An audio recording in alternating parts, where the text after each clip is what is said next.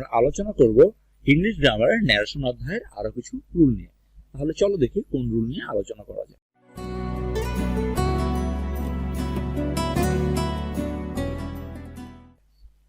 মাস্টের রূপান্তর। মাস্ট সাধারণত indirect স্পিচে had to তে রূপান্তরিত হয়। Example, Tutu said, I must write a letter. Indirect speech, Tutu said that he had to write a letter.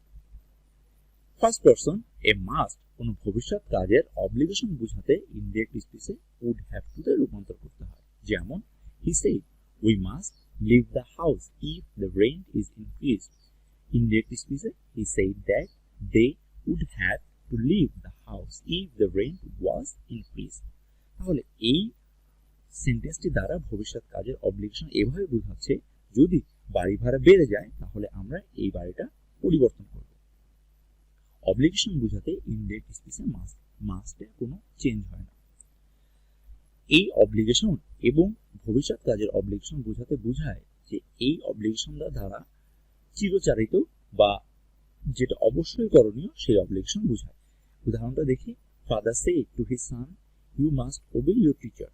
Father said to his son that he must obey his teachers.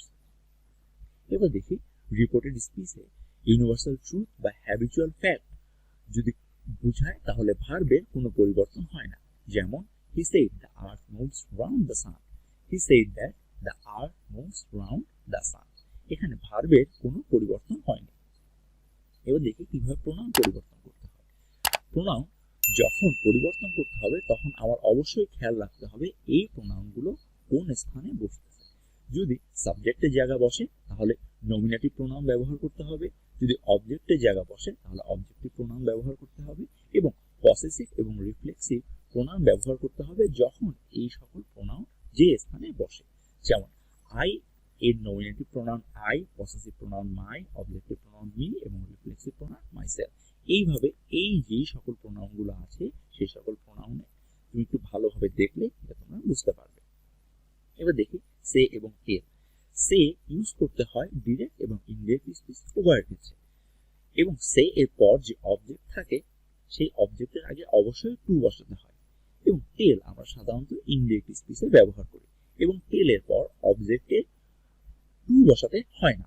উদাহরণটা দেখি, Rumi said to উপমা, I like to read novels. Rumi told উপমা that he liked to read novel. এখানে told এর পরে কোনো two বসানো হয়নি। এবার দেখি কিছু কিছু শব্দ আছে যে শব্দগুলো ডিরেক্ট স্পিচে থাকলে ইনডিরেক্ট স্পিচে কিভাবে পরিবর্তিত হয়। যেমন, here থাকলে there, now থাকলে than, this থাকলে that, this থাকলে those, today থাকলে that day। এই যে সকল শব্দগুলো আছে এই সকল শব্দ যদি ডিরেক্ট স্পিচে থাকে তাহলে ইনডিরেক্ট স্পিচে এই শব্দগুলোতে রূপান্তরিত হবে। এবার দেখি দিস, দিস, দ্যাট যখন অ্যাডজেক্টিভ হিসেবে ব্যবহার করা হয় তখন দিস, দিস, দ্যাট এর পরিবর্তে দি বসে। উদাহরণ, Ahsan said, I gave him this ring on his birthday. Ahsan said that he had given him the ring on his birthday. এই দিসটা এই নাউনের অ্যাডজেক্টিভ হিসেবে ব্যবহার করা হয়েছে। এবার দেখি থ্যাংক ইউ থাকলে ইনডিরেক্ট স্পিচে কিভাবে পরিবর্তিত হয়। সাবজেক্ট থ্যাংক অথবা থ্যাংক, রিপোর্টিং ভার্বের অবজেক্ট। উদাহরণ, he said to me thank you. Indirect স্পিচে he thanked me. এবার দেখি গুড বাই থাকলে ইনডিরেক্ট স্পিচে কিভাবে পরিবর্তিত হয়। সাবজেক্ট বিড অথবা bade, object plus good bye. উদাহরণ, he said goodbye my friends. He bade his friends goodbye. তাহলে থ্যাংক ইউ থাকলে আমার থ্যাংক ব্যবহার করতে হবে এবং গুড বাই থাকলে আমার বেড ব্যবহার করতে হবে। এবার দেখি good morning, good evening, good night ইত্যাদি থাকলে ইনডিরেক্ট স্পিচে কিভাবে পরিবর্তিত হয়। সাবজেক্ট উইশ অথবা wished, object good morning, good evening এবং গুড নাইট। ডিরেক্ট স্পিচে he said to him good morning. I wished him good morning. এবার দেখি I shall meet you tomorrow. এটি একটি ডিরেক্ট স্পিচ, এবং এই ডিরেক্ট স্পিচে উপরের যে ডিরেক্ট স্পিচটা আছে তার মতো সাবজেক্ট বা অবজেক্ট কোনোটাই নেই। তাহলে এই ডিরেক্ট স্পিচটা কিভাবে আমরা ইনডিরেক্ট স্পিচে পরিবর্তন করব একটু লক্ষ্য করি।